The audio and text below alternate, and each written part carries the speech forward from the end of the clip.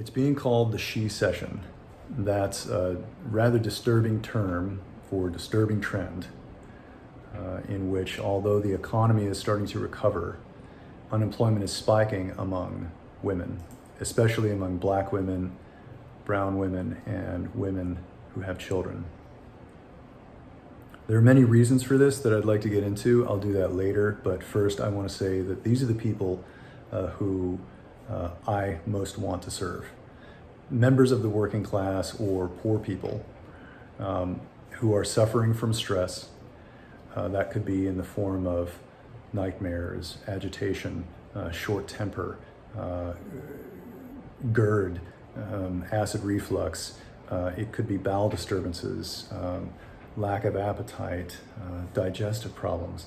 There can be headaches, skin problems, aggravation of allergies, or just a constant sense of fear and threat and lack of well-being. Acupuncture is very effective at treating these things. Perhaps you're struggling with addiction, and those are things that we also offer support for. I also treat chronic pain and injuries. Very good at that. No problem.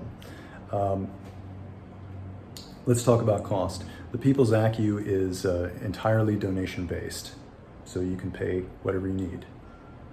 Pretty simple. We also provide a number of free sessions for specific challenges. For example, if you're trying to recover from an addiction, whether that's alcohol, opiates, anything other than nicotine, I'm happy to provide treatments for you free of charge. You might be a person who chooses to use drugs, and that's fine. I'm also happy to treat you. Or people who have been the victim of bias attacks, unprovoked bias attacks, whether because of your gender or your perceived gender, your race or how you present, or for any other reason. If you want to make an appointment, send me a direct message through Instagram.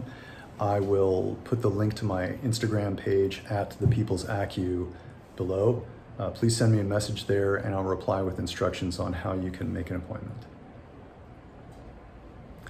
Okay, I'd like to get into some of the data points on what's been happening with employment and unemployment, particularly among women, Black women and women of color. So, and if you just came for acupuncture and wanted to know about donation-based social justice acupuncture, then thank you for visiting. Have a great day, and I hope to see you soon. If you're interested in a little bit more on the political, racial, economic side, then this is for you.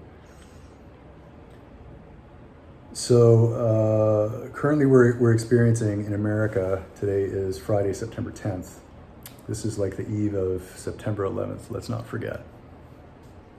We're experiencing a mixed unemployment and employment pictures. That means that unemployment in America is falling for the most part, but unemployment for some people is spiking, right? And that's something that we really need to pay attention to, both because some of the jobs that are out there, particularly in retail or in food or service industries, are not being filled, and also because that more importantly, because that's a large percentage of our people who are suffering.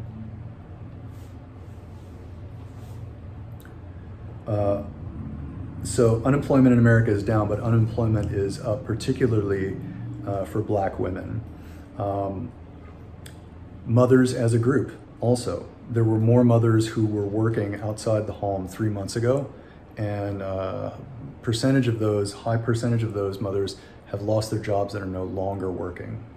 This is against the backdrop of the expiration of federal unemployment benefits, which happened on Labor Day, which in my opinion is a pretty cruel day to cut somebody off.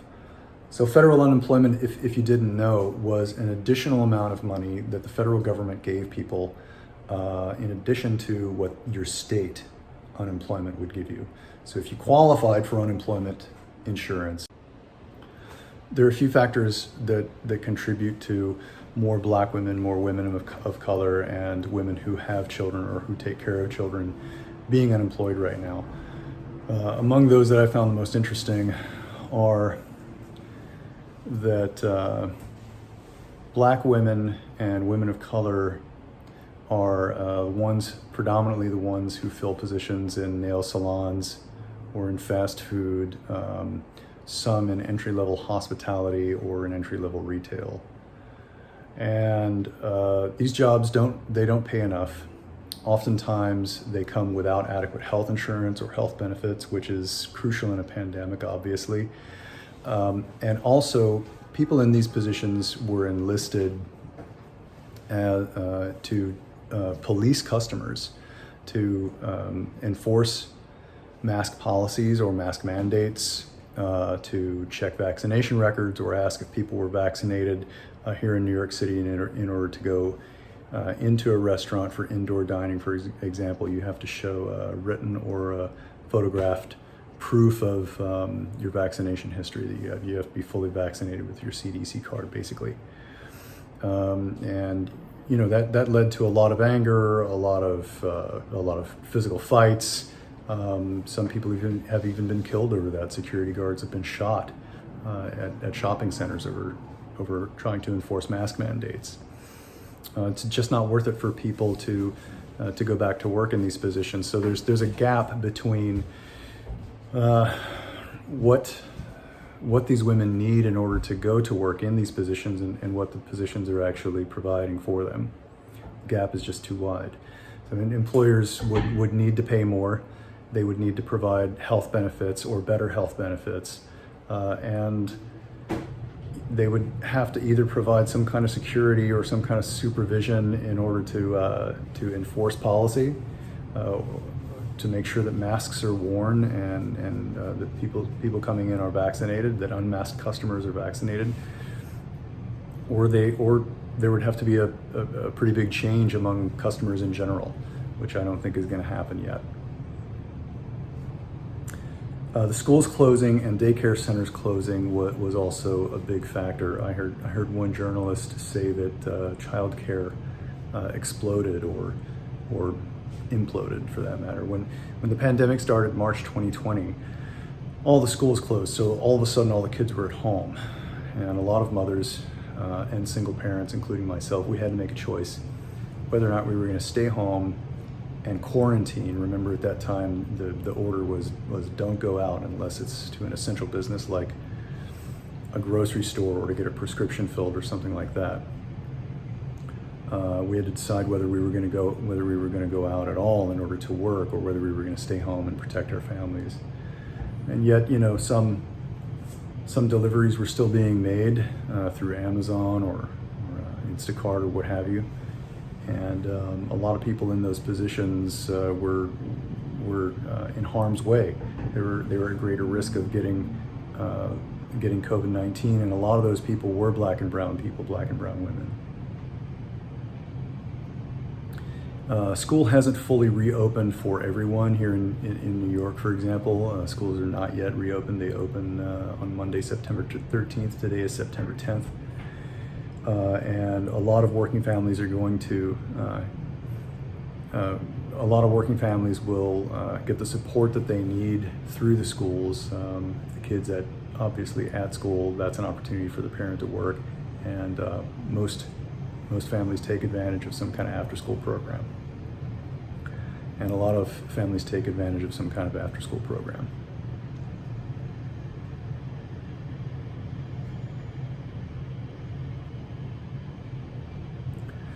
There's also a problem with the way that companies like Amazon, FedEx, and a lot of the construction companies here in New York are hiring or designating employees. For example, Amazon has for quite a while here in Staten Island and other places where they hire people.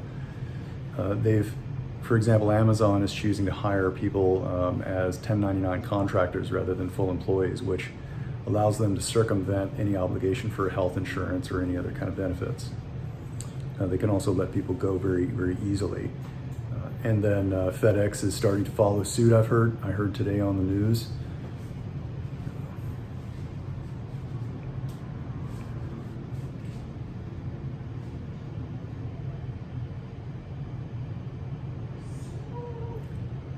Xander? Wait just one more minute, okay? Don't start singing yet.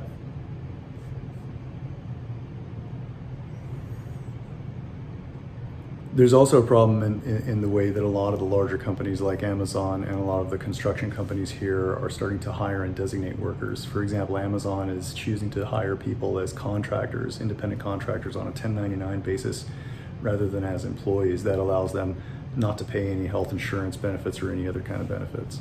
The construction companies in New York, this has been a problem for a long time, but it's becoming really problematic now. We just had a construction worker died recently. He was a Latinx individual. His name hasn't been released, but he fell on a site that was non-union.